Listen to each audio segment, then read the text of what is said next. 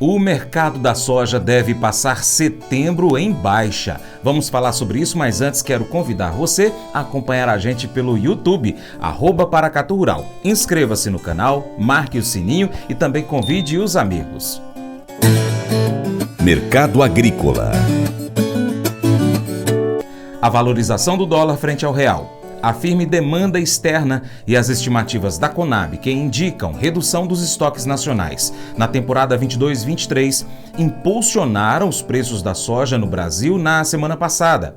A piora das condições das lavouras de soja nos Estados Unidos também deram suporte aos valores domésticos.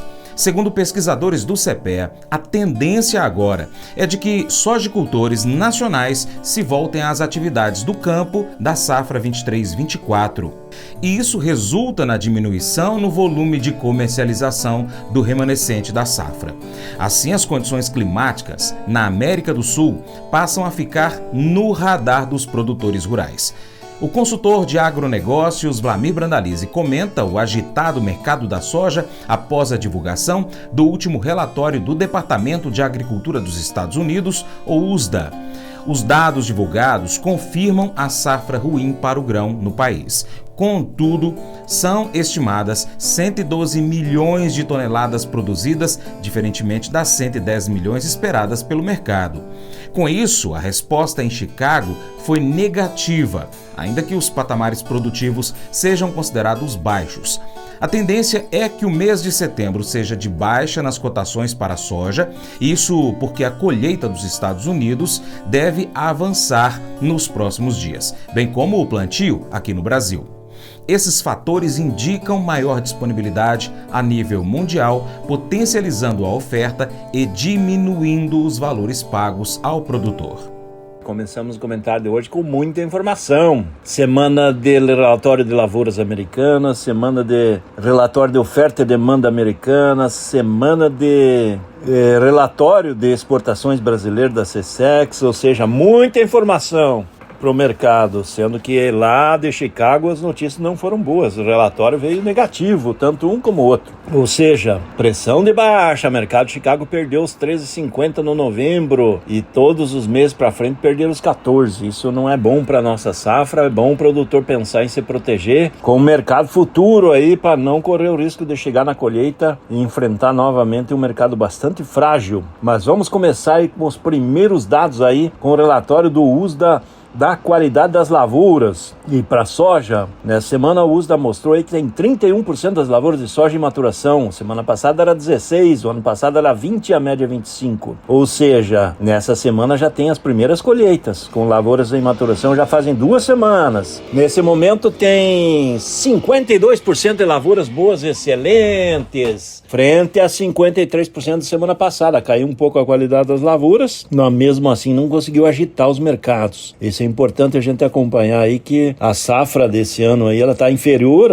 historicamente. O ano passado tinha 56% da lavoura boa excelente, o ano passado a safra não foi boa, mas esse ano está sendo uma das piores. Mesmo assim, o USDA trouxe os novos dados aí com uma safra acima da expectativa do mercado. Então, isso acabou sendo um fator, um banho de água fria nas cotações. O que o USDA trouxe no relatório de oferta e demanda? Ele reduziu a safra americana, que era 114,45 milhões de toneladas, para 112,84. 112,8 frente a 114,4. Então, teve uma queda de 1,6 milhão de toneladas aí na projeção do USDA. Isso não animou o mercado. O mercado esperava que a safra viesse entre 110 e 111 aí para dar um número dentro da realidade das perdas. Só que o USDA acabou aumentando um pouco a área americana de soja e isso acabou trazendo o número da produção aí maior do que o mercado esperava. Então, foi fator negativo lá para Chicago. O que o USDA trouxe aí de fatores importantes no caso da soja? Ele trouxe como notícia boa aumento das importações de soja da China, que já a gente vem falando. A China, em vez de importar 99 milhões de toneladas, vai importar 100. Os chineses têm falado isso e o USDA agora confirmou e aumentou a projeção de demanda dentro da China para 119 milhões de toneladas, 118. Acreditamos que vai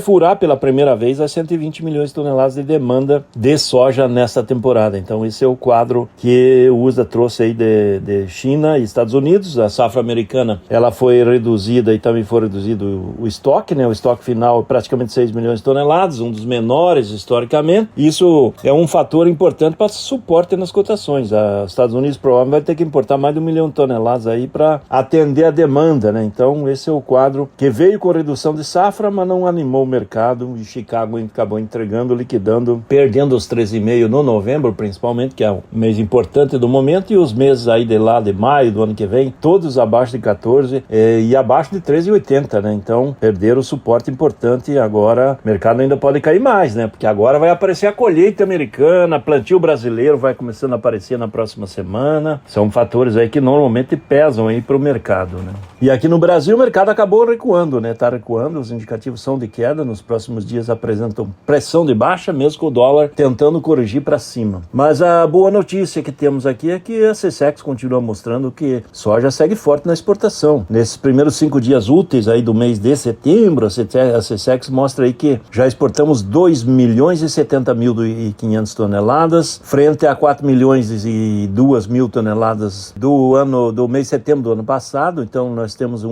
21 dias úteis nesse mês de setembro e apenas 5 dias foram mais de 2 milhões de toneladas. No acumulado de janeiro até agora, o grão já está com 83,7 milhões de toneladas. Certamente vai furar as 95 milhões de toneladas que é projetado e devemos bater 100 milhões aí, em função de que temos muito tempo até fechar o ano e tem muita soja ainda para negociar. Complexo soja já está com 101,6 milhões de toneladas embarcadas, soja, farelo e óleo. Nesse mês de setembro, mais de 1.250 bilhões de dólares em faturamento, mais de 6,2 bilhões de reais já foram exportados aí nos primeiros 5 dias úteis. A soja segue como o maior produto da pauta de exportação brasileira. Segue bombando na exportação a soja e vai continuar porque tem pouca soja nos Estados Unidos, a safra argentina foi muito ruim e agora a nova safra vem lá na frente e o USDA manteve a safra da Argentina projetada na faixa de 48 milhões de toneladas. Ou seja, não trouxe grandes novidades aí tanto para Brasil e Argentina sem novidade, aumentou a importação da China e cortou um pouquinho a safra dos Estados Unidos, mas nada de novidade que pudesse trazer apelo positivo para Chicago. E o fator importante é que as lavouras americanas avançam na maturação e isso é fator que normalmente pressiona o mercado. Esse é o mercado da soja, que pode recuar um pouco mais aí nos próximos dias, principalmente o balcão, que andou nos melhores momentos desde a colheita e agora tende a entregar pontos.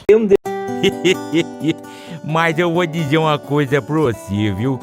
Se quiser colocar propaganda sua aqui nesse programa, ó, eu vou dizer um negócio, você vai ter um resultado bom demais, senhor. Isso mesmo, é facinho, senhor. Você pode entrar em contato com os meninos ligando no telefone deles, é o 38, é o 991810123, bem facinho. É muito bom porque aí a sua empresa vai sair dentro de um programa que é ligado aí ao homem para a mulher do campo. É nós que vai estar assistindo e também vai ver sua propaganda. É bom ou não é, só? Muitos de nossos dias são gastos na frente de uma tela, usando um aparelho para interagir com outras pessoas à distância, e muitas atividades são experimentadas através de uma lente de realidade virtual. Muitos vivem um momento sem sofrer lesões, desafios verdadeiros, vitórias ou perdas reais, naquele ambiente simulado. Às vezes, é difícil saber o que é verdadeiro ao nosso redor. Podemos ficar facilmente sobrecarregados, até mesmo dessensibilizados pela grandeza da necessidade. Existe um risco real e perigoso sendo jogado diante dos nossos olhos, o que é confrontador e muito real. Muitas pessoas em nossas famílias e nas comunidades estão nas trincheiras. O cristianismo não é um videogame em que a vitória na próxima partida é garantida, nem onde apenas o orgulho é machucado. No entanto, quando passamos a vida com Jesus Cristo, nunca ficamos sozinhos ou sem razão para confiar. Iremos experimentar tempestades e enfrentar batalhas ao longo do caminho, mas temos fé para o agora e podemos crer em Deus para fazer milagres. A fé para agora não é como a fé para o futuro, que pode parecer distante, E como um sonho, como imaginar o seu futuro cônjuge, alcançar o auge da carreira ou esboçar os seus planos para o seu futuro lar. A fé de agora existe em meio à vida cotidiana, em seu momento e experiências atuais. A fé de agora opera quando a vida parece estar girando ao seu redor. A vida neste momento não é um jogo. Precisamos de fé agora. Precisamos de respostas agora. Esse devocional faz parte do plano de estudos Quando a Fé é Agora, do aplicativo biblia.com. Muito obrigado pela sua atenção, Deus te abençoe e até o próximo encontro.